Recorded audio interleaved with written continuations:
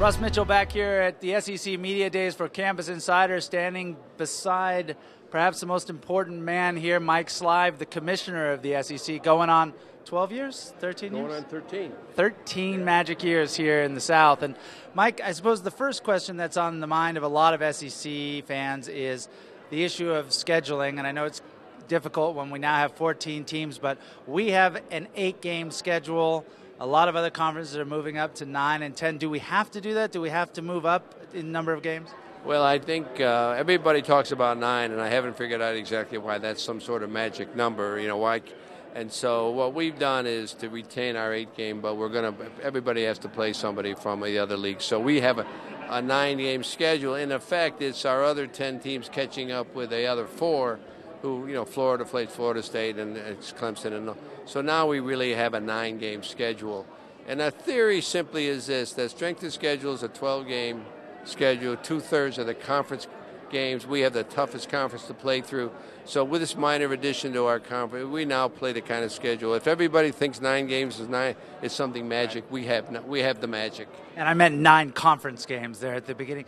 When we talk about another big issue, you mentioned it yesterday during your keynote speech, autonomy, the Big 5 autonomy. So tell us a little bit about where you see that going. I know you've been a champion of that for the last 7 years. Yeah, I think maybe it's easier to. Sometimes when you use the word autonomy, it's sort of a selfish kind of word you're looking for.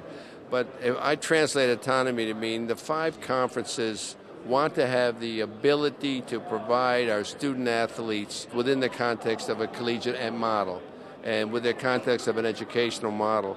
And in the past, we haven't been able to do that. So that's really what it equates to, because everything we want to do is attached to what we can do for student athletes. All right, last question. 10 years from now, you'll be here. You'll be sitting on a beach somewhere with your lovely wife. 10 years from now, and you look at college football, not just the SEC, but where would you like to see college football in 10 years? Where would you like to see it advance to? Well, right now, college football, at least by the polls that I've heard about, is the next to the NFL, the most popular sport. I would like us to maintain that.